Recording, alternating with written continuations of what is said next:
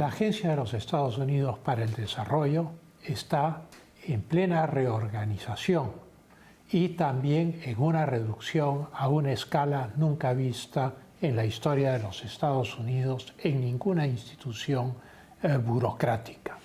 La orden ejecutiva para la reforma de la USAID, como se llama en inglés esta organización, había dicho que la organización había devenido en una agencia que no respondía al gobierno americano y que tenía sus propios fines políticos en el mundo.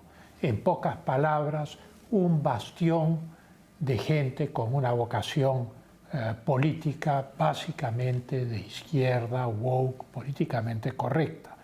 Es indiscutible que la agencia manejaba también proyectos que eran útiles, sustitución de cultivos en los países cocaleros de América Latina, etc. Pero fundamentalmente, como se ha descubierto al hacer el análisis de las cifras, mucho de esto iba a ONGs y medios de comunicación para propiciar políticas. Por ejemplo, la BBC británica, después del dinero que le da el gobierno británico, pues el que más contribuye a la BBC es la USAID. Y la BBC, durante la campaña electoral que llevó a Donald Trump al poder, ha sido una gran opositora de Donald Trump. Y entonces se entra en terribles contradicciones. Elon Musk, el encargado del Departamento de Eficiencia de Desregulación de los Estados Unidos, ha dicho que la USAID atenta contra los intereses de los Estados Unidos, de los propios gobiernos extranjeros que dice ayudar, y dice además Musk que es irrescatable. O sea, para el zar de la eficiencia, la USAID, la Agencia de los Estados Unidos para el Desarrollo, no tiene ya rescate posible. No es la opinión de Marco Rubio, que ha devenido en el jefe de la USAID en medio de esta crisis, ha asumido esas funciones y por lo tanto él ha hablado de reorganizar y de reformar para que la USAID cumpla con sus fines originales de su fundación en 1961.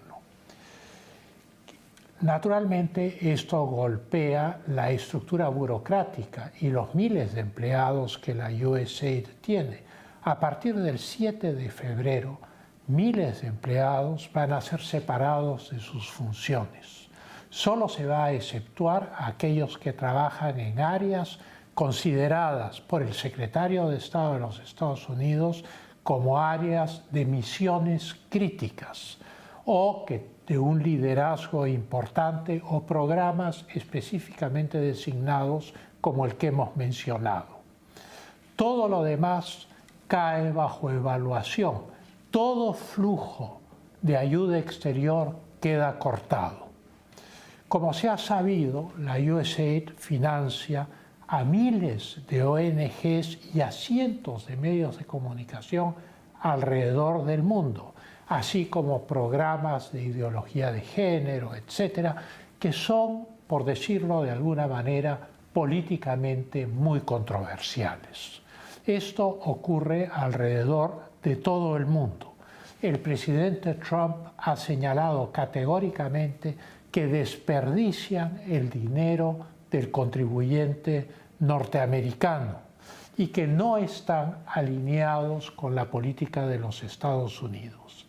El historiador británico Niall Ferguson, de tendencia más bien conservadora, ha hecho una pregunta al revelarse toda esta situación y es la siguiente. Ha dicho, ¿acaso somos nosotros la nueva Unión Soviética? Como diciendo, ¿acaso somos nosotros un Estado ideológico que se dedica a hacer propaganda política y proselitismo político alrededor del mundo?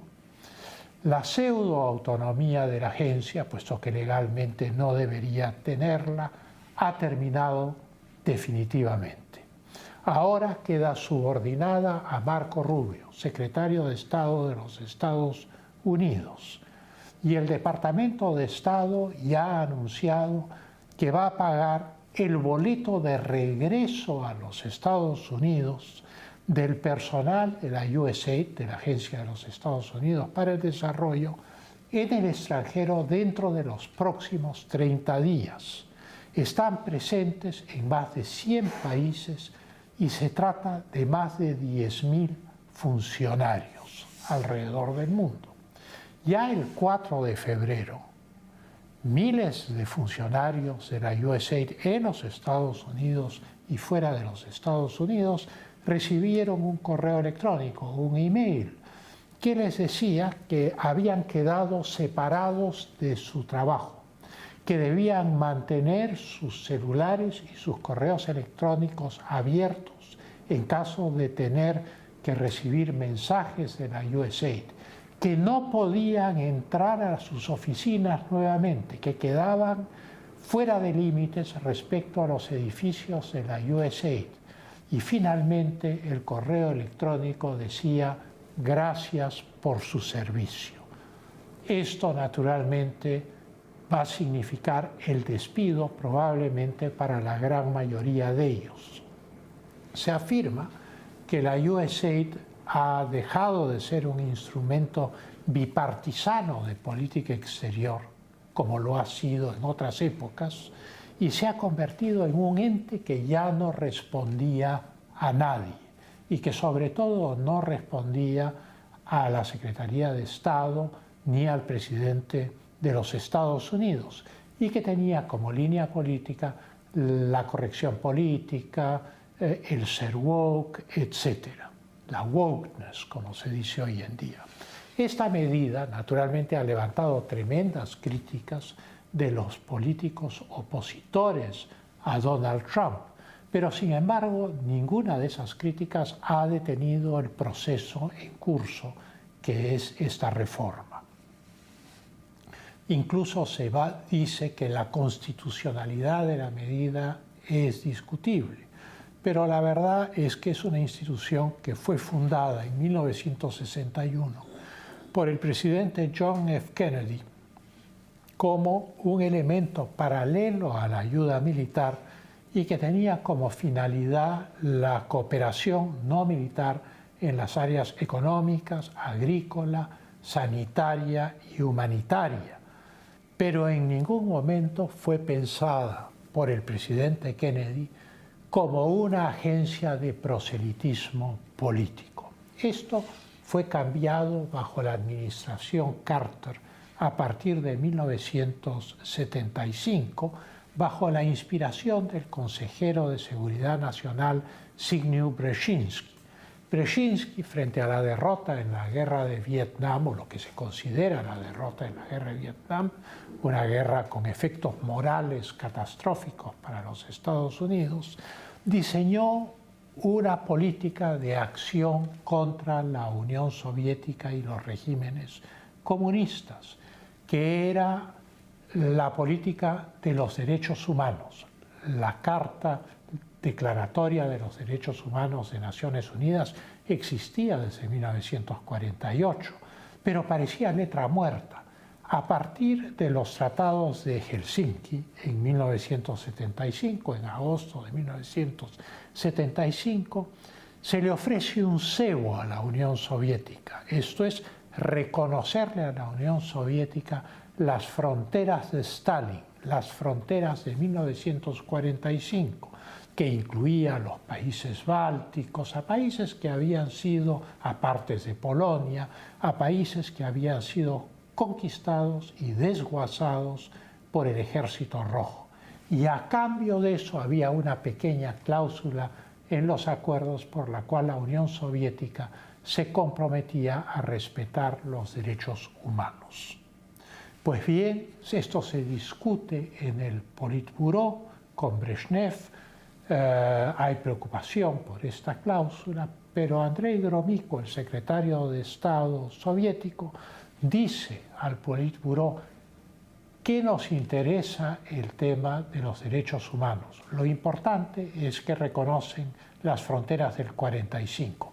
Total, aquí en casa nosotros somos los dueños.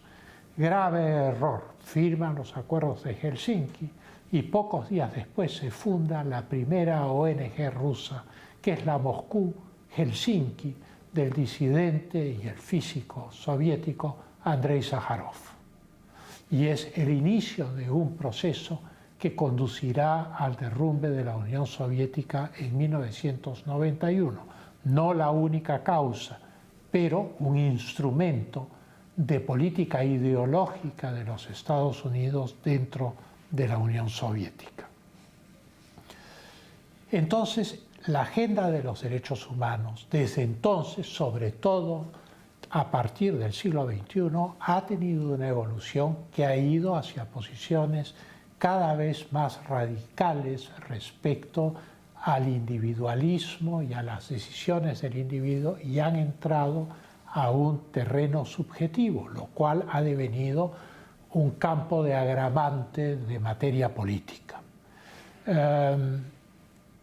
La Rusia de Putin, consciente de que estaba luchando contra un enemigo interno desde la época de los acuerdos de Helsinki, y menciono este punto no como ejemplo moralizador, sino como ejemplo de política práctica, se dan cuenta de que tienen que terminar con este sistema y expulsan a la Agencia de los Estados Unidos para el Desarrollo. En realidad la invitan gentilmente a irse en 15 días.